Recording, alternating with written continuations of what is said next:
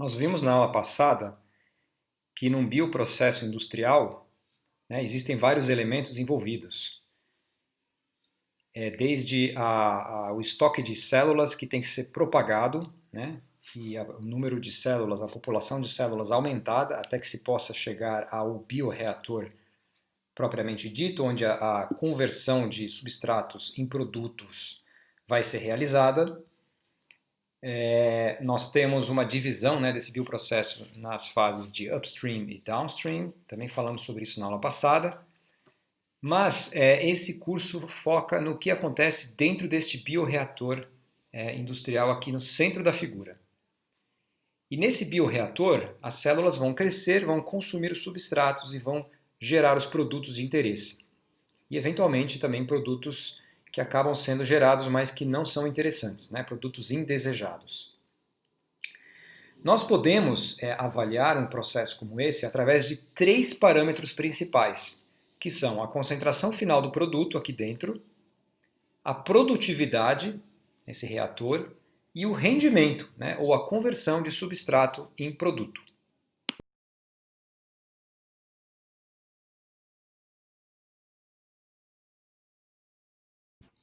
As condições ótimas para um processo industrial, que são, no final das contas, um conjunto de variáveis como quanto tempo o processo deve durar, qual a temperatura na qual ele deve ser conduzido, qual deve ser o valor de pH, quais concentrações de substratos devem ser usadas, como esse processo deve ser conduzido na forma batelada alimentada ou na forma contínua, e outras variáveis. Ou seja, esse conjunto de variáveis, de condições, vai levar a resultados diferentes no processo.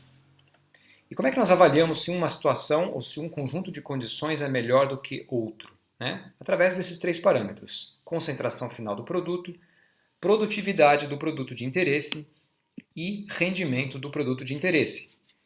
Aqui vocês têm os nomes em inglês, titer, rate e yield, de propósito, porque as iniciais T, R e Y formam uma sigla que é fácil de nós decorarmos, que é a sigla TRI.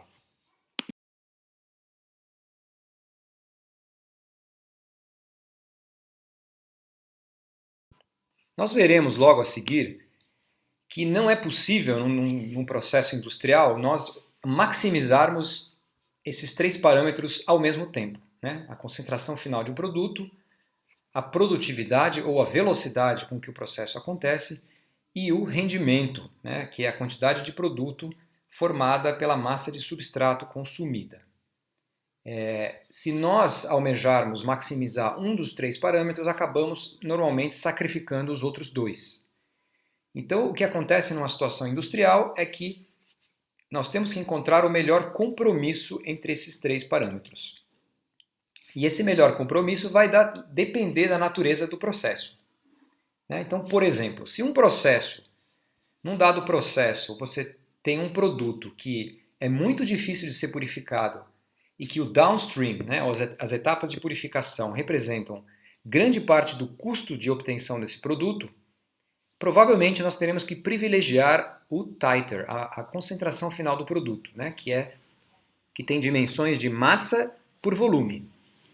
Quanto maior for a minha concentração final de produto, mais eu vou facilitar as etapas de downstream, de purificação, e mais eu vou diminuir o custo dessas etapas. Esse é o caso quando nós temos um cultivo, por exemplo, de células animais para produzir moléculas terapêuticas. Então, nesse caso, a purificação dessas moléculas representa um custo muito alto no processo e, portanto, temos que privilegiar essa concentração final de produto. Produtividade. A produtividade ela tem dimensões de massa por volume e tempo. Então, quanto mais rapidamente eu conseguir produzir alguma coisa, quanto menor o tempo de processo, maior vai ser a produtividade, porque vejam que o tempo está no denominador. A produtividade ela tem relação com o volume de bioreator que eu tenho disponível numa indústria. Então, quanto maior for a produtividade do meu processo, menor tem que ser o volume de bioreator e, portanto, menor o meu investimento inicial, que é chamado de CAPEX, Capital Expenses, quer dizer, menos dinheiro eu tenho que gastar para construir a fábrica. E o rendimento, que é definido como a massa de produto formado pela massa de substrato consumido, é um parâmetro que deve ser privilegiado nos casos em que o substrato representa uma grande fração do custo final de produção, né? O exemplo aqui é a produção de etanol combustível, por fermentação alcoólica, usando a levedura Saccharomyces cerevisiae.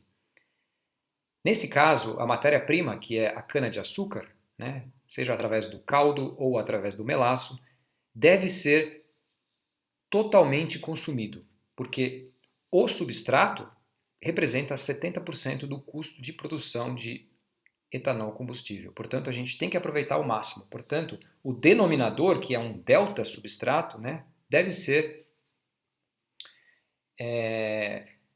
ele deve ser o maior possível, mas também a massa, né, o delta produto no numerador deve ser o maior possível. Quer dizer, eu tenho que achar o máximo de rendimento, eu tenho que fazer com que o meu substrato seja esgotado no final do processo.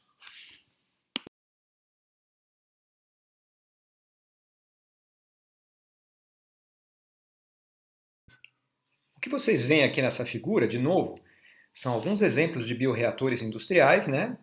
Um com menos asepsia, que é o do canto direito superior, que é o usado, por exemplo, na fermentação alcoólica industrial.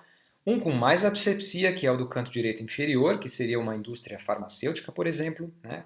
Com um alto grau de asepsia, vocês veem o nível de limpeza, o operador vestido, né, apropriadamente, os tanques de aço inox e o esquema de um bioreator genérico no canto esquerdo inferior. No canto esquerdo superior, vocês veem curvas típicas, né, das variáveis x, s e p. X é a concentração celular, p é o produto e s é o substrato. Agora, concentração celular eu só tenho uma, né? Então esse x acho que está claro para todo mundo, inclusive nós tivemos uma aula sobre isso, que foi a do primeiro relatório. P é o produto, mas qual produto? Né? Normalmente nós estamos interessados no produto de interesse, aquele que nós queremos gerar. Não quer dizer que o micro-organismo ou a célula somente formem esse produto. Há produtos paralelos indesejados sendo formados, né? Isso é basicamente inevitável. E o S, hein? O meio de cultivo industrial ou o meio de cultivo de laboratório tem vários ingredientes, vários substratos. Né? Qual é o S que está representado aqui?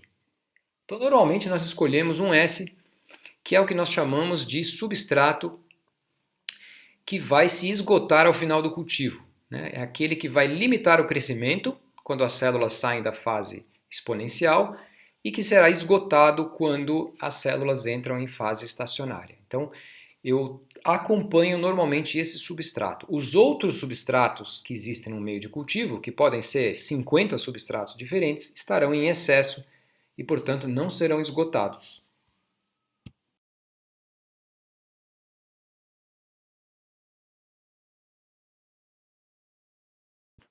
Vamos falar um pouquinho, então, sobre meios de cultivo. Né? O que existe dentro de um meio de cultivo industrial? Para isso, nós temos que primeiro olhar o que existe dentro de uma célula, né? Porque o meio de cultivo ele deve prover a célula daquilo que ela precisa para se desenvolver. Então vejam aqui 3 exemplos de composição elementar de células microbianas: bactérias, leveduras e fungos filamentosos ou bolores. Vocês notam que em torno de 50% da massa seca de uma célula é carbono.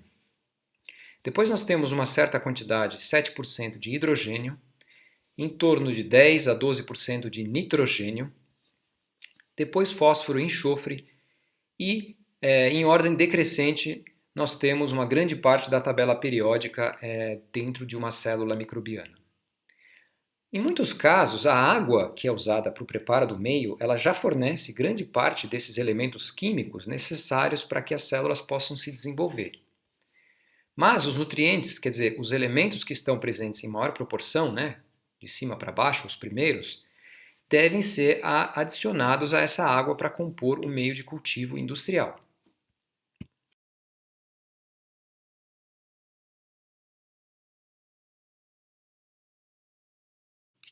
Olhando para a célula microbiana agora sob um outro ponto de vista, não em termos de elementos químicos, né? De carbono, de hidrogênio, de nitrogênio, mas em termos de macromoléculas, vejam aqui nessa tabela o que nós temos. Nós temos que metade da massa seca de uma célula, nesse caso aqui uma célula bacteriana, 50% dessa massa seca é constituída de proteínas. Depois nós temos polissacarídeos, lipídios, ácidos nucleicos. São essas as 4 principais categorias de macromoléculas que existem numa célula, né? Proteínas, polissacarídeos ou carboidratos, lipídios e ácidos nucleicos. Então, nessas quatro categorias de macromoléculas é que vão entrar os componentes, né, que a célula precisa sintetizar para crescer. Por exemplo, para fazer proteínas, a célula precisa fazer aminoácidos. Né? Para fazer carboidratos, a célula precisa fazer monossacarídeos. Para fazer ácidos nucleicos, a célula precisa fazer nucleotídeos. Então, vocês veem que são processos basicamente de polimerização. Né? Primeiro a célula sintetiza monômeros e depois ela os polimeriza para obter essas macromoléculas. Os lipídios são uma categoria ligeiramente diferente, não são necessariamente polímeros, mas também são constituídos dos mesmos tipos de elementos químicos, carbono, nitrogênio, fósforo, enxofre, etc.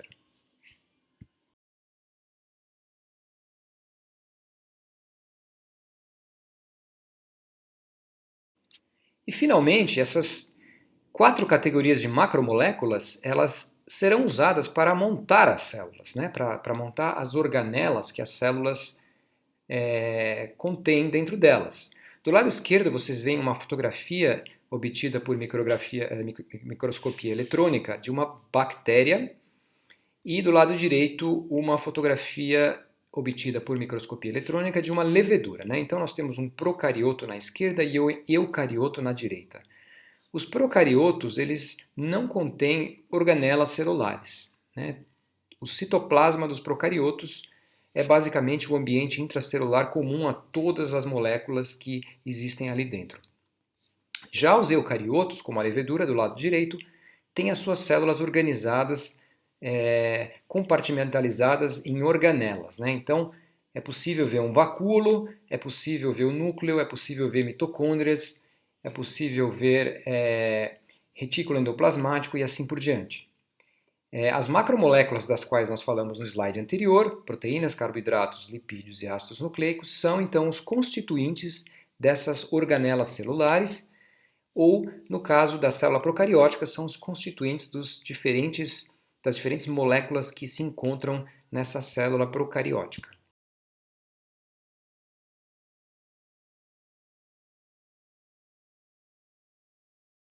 Os meios de cultivo são formados por 3 tipos de nutrientes, né? Os macronutrientes, os micronutrientes e os fatores de crescimento. Os macronutrientes são aqueles que as células precisam em maior quantidade. Os micronutrientes são aqueles que as células precisam em pequeníssimas quantidades. E os fatores de crescimento são moléculas prontas que as células precisam obter do meio de cultivo, porque elas não são capazes de sintetizar essas moléculas.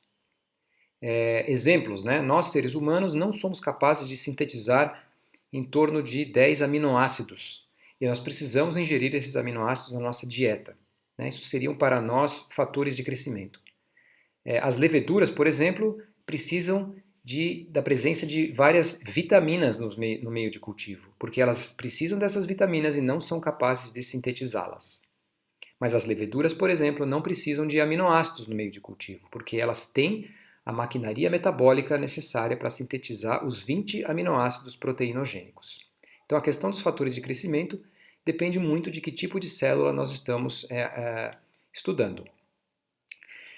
Um comentário importante aqui é o seguinte: os micronutrientes não é porque eles são exigidos em menor quantidade que eles são menos importantes. Né? Às vezes a célula precisa de uma quantidade mínima de cobalto, por exemplo, mas se nós não acrescentarmos essa quantidade mínima de cobalto, elas não serão capazes de crescer. Então, a importância dos macro e dos micronutrientes ela é igual. A questão apenas é que os macronutrientes são necessários em maiores quantidades.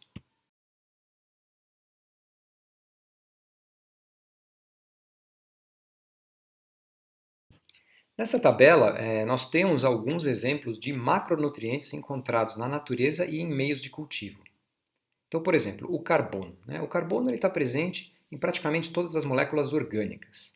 Como é que nós fornecemos carbono para as células num cultivo? Na forma de, por exemplo, açúcares, glicose, na forma de ácidos orgânicos, como o ácido acético. E também existem fontes complexas de nutrientes, como o extrato de levedura e peptona, que contém carbono. O nitrogênio, que é um outro elemento importante, que as células precisam para sintetizar, por exemplo, proteínas, todos os aminoácidos contêm nitrogênio. O nitrogênio é fornecido para as células na forma de, por exemplo, sais de amônio, na forma de sais de nitrato ou na forma de compostos orgânicos nitrogenados, como, por exemplo, os próprios aminoácidos. Fósforo é fornecido na forma de fosfatos, enxofre é fornecido na forma de sulfatos e assim por diante. Então, todos esses tipos de compostos a gente precisa ter num meio de cultivo para que as células possam se desenvolver. Mais de uns, menos de outros, dependendo do tipo de célula.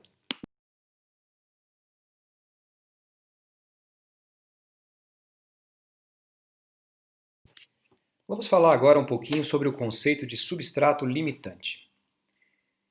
Então, dentre aqueles vários substratos que nós vimos que existem dentro de um meio de cultivo, existe um deles que é mais importante, talvez, porque ele vai ser limitante do crescimento em algum instante do cultivo.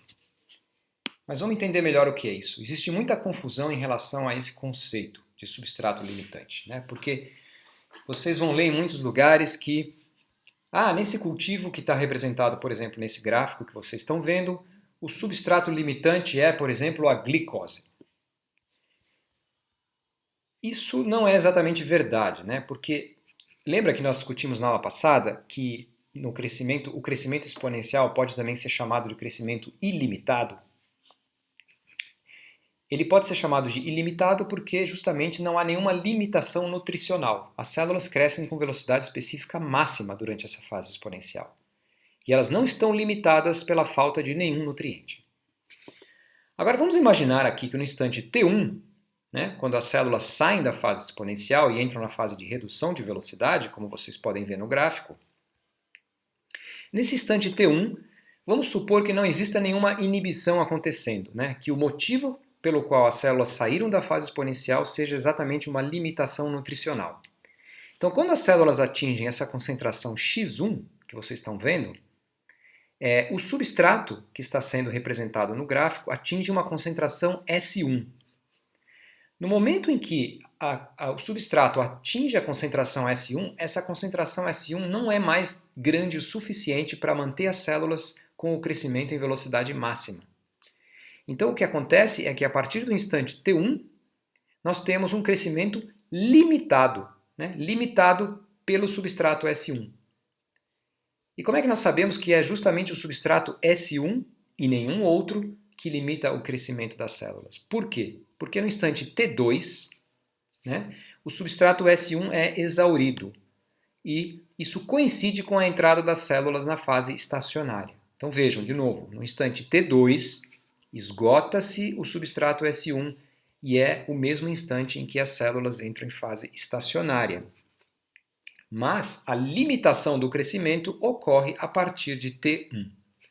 Ok? Então, entre T1 e T2, nós temos crescimento limitado pelo substrato S1, que não está em concentração grande o suficiente para manter as células crescendo com μ igual a μ máximo.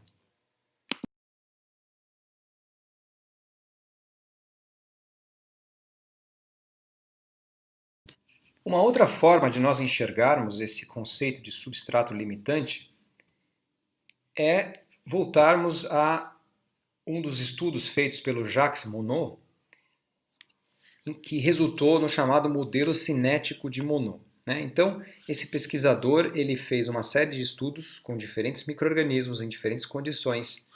E como vocês veem nesse gráfico do lado esquerdo superior, existe uma relação entre a velocidade específica de crescimento μ, que tem unidades de 1 sobre hora, e a concentração do substrato limitante S em miligramas por litro.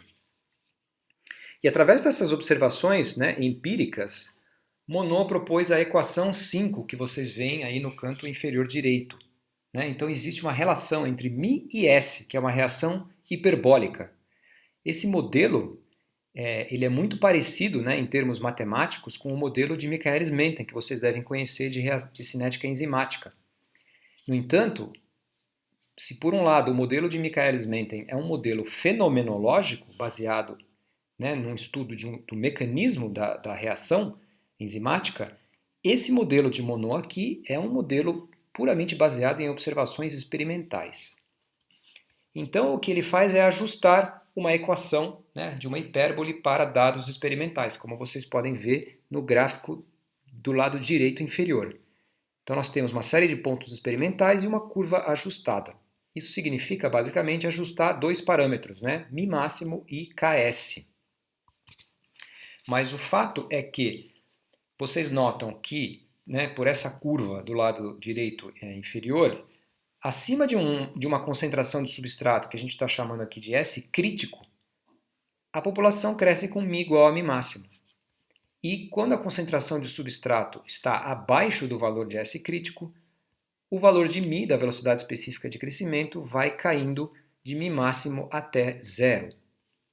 Então, isso é o que acontece no final da fase exponencial. Quando as células saem da fase exponencial e entram na fase de redução de velocidade por uma limitação nutricional, é como se nós estivéssemos no eixo horizontal aqui, no S, caminhando da direita para a esquerda, né? Ou seja, de altas concentrações de substrato para baixas concentrações de substrato.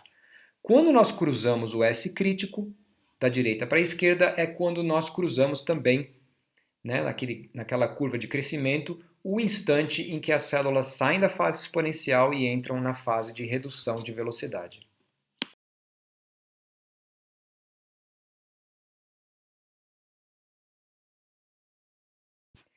Vamos retomar o exemplo que nós discutimos na aula passada, e que é um exemplo em que eu não tenho nenhum produto sendo formado, né? Eu só tenho o crescimento da população, o crescimento das células, X em gramas de massa seca por litro, e a concentração do substrato limitante S, né, em gramas por litro. Vocês observam que quando S atinge zero, que é no instante 8 horas, as células entram na fase estacionária. Né? Então, provavelmente o S é o substrato que passa a ser limitante quando as células saem da fase exponencial. Então, nós usamos esse exemplo na aula passada para identificar qual é o intervalo correspondente à fase exponencial de crescimento. Mas vamos voltar à questão, né, do TRY, Titer Rate Yield, concentração final de produto, produtividade e rendimento. De novo, se eu quiser privilegiar a concentração final de produto, né, e vamos imaginar que aqui o meu produto de interesse são as próprias células, né, exemplo, produção de levedura de panificação, né, fermento Fleischmann, fermento Itaquara, fermento Mauri, fermento Dona Benta, todas essas empresas querem produzir levedura para vender. Então, o X, a concentração celular, é o produto destas empresas. O máximo de X é atingido em 8 horas, certo? Então, eu deveria interromper esse processo no instante 8 horas se eu tivesse somente preocupado com concentração celular. Por outro lado, vocês podem ver aqui embaixo nessa tabela, né, esses dados vêm do Excel, vocês podem, inclusive, devem pegar nesses dados e calcular as produtividades e os rendimentos instante a instante, como eu fiz aqui, para verificar que, por exemplo, no instante 7 horas é o instante em que eu tenho o maior valor de produtividade, 0,59 gramas de massa seca de células por litro hora. Então esse instante de 7 horas seria aquele no qual eu deveria interromper esse processo caso eu somente olhasse para a produtividade. E o rendimento, né, máximo de 0,492 gramas de massa seca de células por grama de substrato, né, na verdade isso é obtido por um ΔX sobre um ΔS, é obtido no instante 5 horas. Então, se eu simplesmente olhasse para rendimento, eu interromperia esse processo no instante 5 horas. Mas o fato é que, como eu discuti com vocês, a gente tem que achar o melhor compromisso, né, entre concentração final, produtividade e rendimento. Então, provavelmente, esse processo ele não vai ser interrompido às 5 horas, ou não deveria ser interrompido às 5 horas, nem às 7 horas, nem às 8 horas. Né? Seria em algum instante aí intermediário que significasse um melhor compromisso entre esses três parâmetros de processo.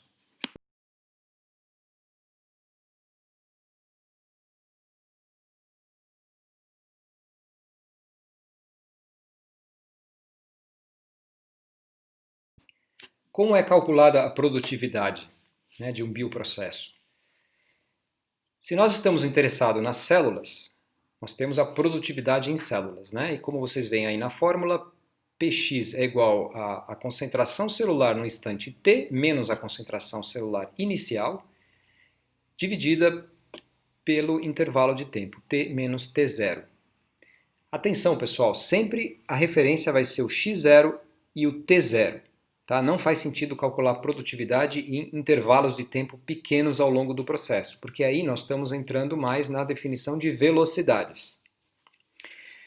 Qual é a dimensão da produtividade? É massa dividido por volume e tempo. Né? Por exemplo, gramas de x por litro hora. Se for um produto que nós estamos querendo produzir, né, e analisar, é análogo. Né? Nós temos a produtividade em produto, que é igual à concentração de produto no instante t menos a concentração de produto no instante 0, dividido pelo intervalo t menos t0. Né? Então, sempre usando P0 e T0 como referência, ou seja, a concentração de produto e o instante no início do processo. Tá? Não usar intervalos pequenos aqui, senão a gente cai também numa velocidade de formação de produto, que é uma outra forma de enxergar o processo. Dimensões, massa por volume e tempo, por exemplo, gramas de produto por litro hora.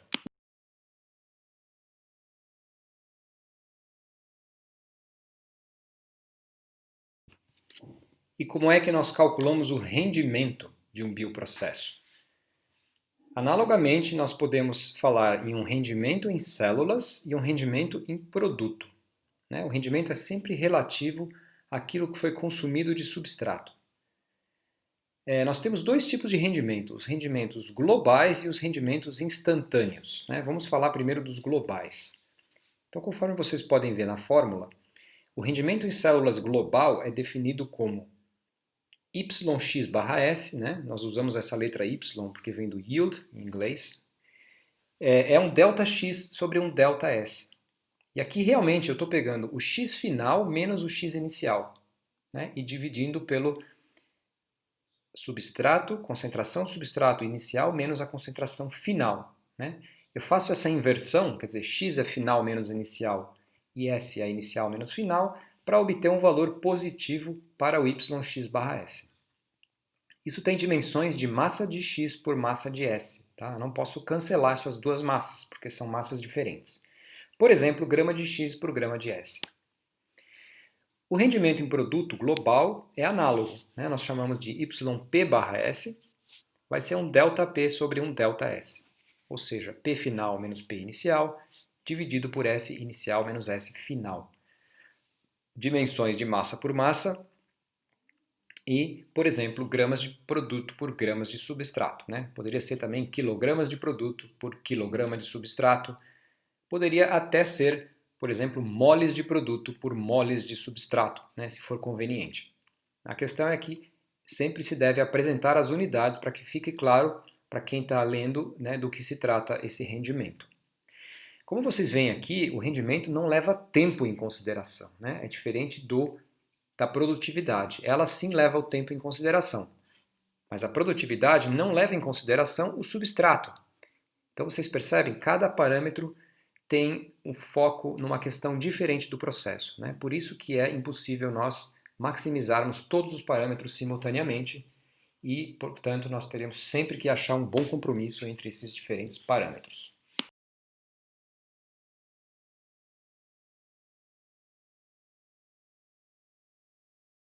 E os rendimentos instantâneos, o que são? Os rendimentos instantâneos são definidos por essas fórmulas que vocês veem aí abaixo, né? Quer dizer, em vez de um ΔX sobre um menos ΔS, eu vou usar um dx sobre um menos ds, né? É como se eu estivesse diminuindo o intervalo até eu chegar no diferencial. Mesma coisa para o yps instantâneo, quer dizer, é um dp dividido por um menos ds. Então eu vou diminuindo o intervalo de ΔP, de ΔS, até chegar no diferencial. O rendimento instantâneo ele nos diz o que acontece num determinado instante do cultivo, né? Como é que esses valores estão se comportando em qualquer instante do cultivo. Então vocês percebem? Isso é diferente do que você simplesmente pegar o valor inicial e o valor final, como é o caso do rendimento global. Isso pode ser interessante, por exemplo, se eu quiser comparar o que as células estão fazendo na fase lag com o que elas estão fazendo na fase exponencial, com o que elas estão fazendo na fase de redução de velocidade, e assim por diante. Quer dizer, eu posso comparar esses rendimentos em diferentes fases do crescimento e ver como eles variam. O rendimento global ele vai ser, no final das contas, uma média de todos esses rendimentos instantâneos.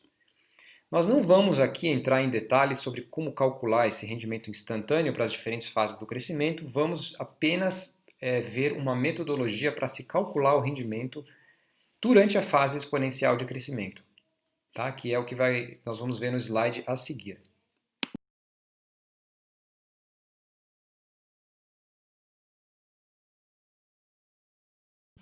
Para calcular o rendimento durante a fase exponencial de crescimento, nós temos que primeiro fazer o que nós fizemos na aula passada, né? Eu estou usando aqui o mesmo exemplo que foi trabalhado na aula passada.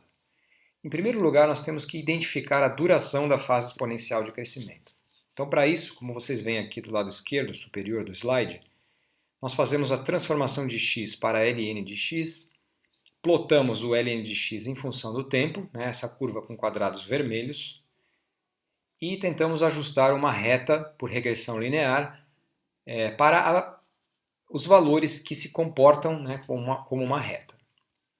Então, em azul, vocês estão vendo os dados de x mesmo, a curva de crescimento, que se refere ao eixo vertical esquerdo, e nos quadrados vermelhos vocês estão vendo o ln de x, que se refere ao eixo vertical direito. Aqui já foram eliminados os pontos de ln de x que não se alinharam com essa reta. Então eu só deixei aqui, né, os pontos dos instantes 1 hora até 5 horas.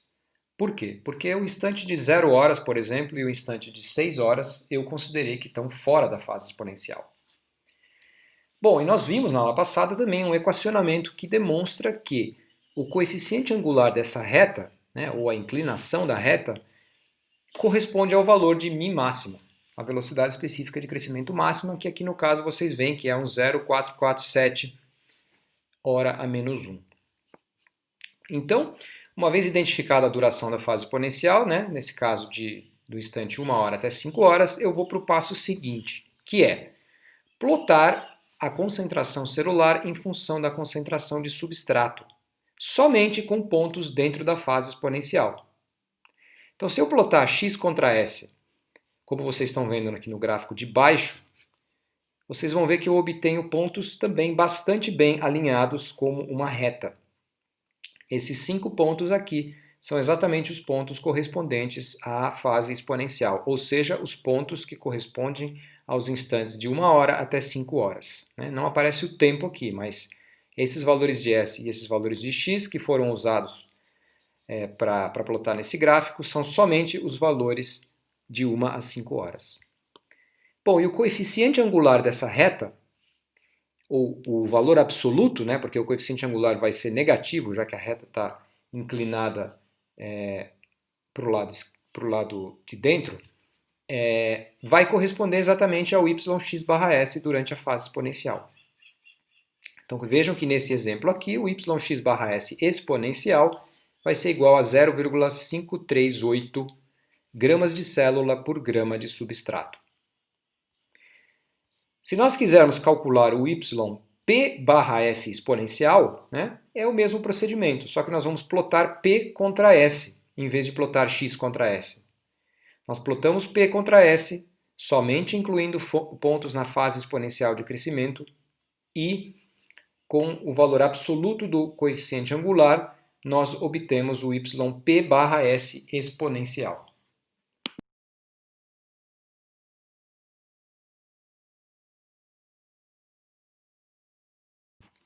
Um último comentário que é interessante nós fazermos aqui é o seguinte: existem diferentes tipos de produto gerados pelo metabolismo de células, né? E uma forma de separar esses diferentes produtos é pela forma com a qual eles são produzidos. Então, neste exemplo desse slide, vocês estão vendo do lado direito aquilo que nós chamamos de um metabólito primário. O que é um metabólito primário? Ele pode ser definido como um metabólito cuja geração é atrelada ao crescimento das células. Então vejam que nesse gráfico da direita, a curva vermelha, que é a curva de crescimento de células, ela vai bem paralela com a curva verde, que é a curva de formação de etanol. Esse é o caso da fermentação alcoólica. E, pelo estudo do metabolismo, a gente sabe que o crescimento da levedura em metabolismo fermentativo, ele está totalmente atrelado à formação de etanol. E é o caso aqui, então, desse gráfico da direita. Aqui faz sentido a gente calcular o rendimento do jeito que nós estamos discutindo ou estávamos discutindo nos slides anteriores. Em contraponto a isso, vejam o gráfico do lado esquerdo, que é o caso da formação de um antibiótico. O antibiótico ele é um exemplo de um metabólito secundário. O que é o metabólito secundário? Ele pode ser definido como aquele metabólito cuja formação não está atrelada ao crescimento das células. Então vejam que a curva vermelha, que é a curva de crescimento, ela não segue paralela à curva verde, que é a curva de formação da penicilina, o antibiótico aqui nesse exemplo. Basicamente, a formação de penicilina começa praticamente quando o crescimento celular termina, ou talvez quando as células já saíram da fase exponencial de crescimento. Então, para esse tipo de metabólito aqui, secundário, não faz sentido, não faz muito sentido calcular os rendimentos da forma como nós estávamos discutindo nos slides anteriores. Então, toda essa discussão que nós fizemos vale principalmente para metabólitos primários, tá? Que é o caso aqui do exemplo do gráfico da direita, em que a curva de formação de produto acompanha a curva de formação de células. Um outro aspecto interessante que vocês veem nesses dois gráficos é que a curva de açúcar, que é o substrato nesse caso, ela é quase um espelho da curva de crescimento. Se vocês pegarem a curva vermelha, que é a curva de células, e jogarem ela para cima, inverterem para cima, vocês veem que ela basicamente acompanha a curva de consumo de substrato. Então existe essa relação também entre o consumo do substrato e a formação de células, sempre que nós estivermos acompanhando o substrato, que vai ser o substrato limitante quando as células saírem da fase exponencial de crescimento.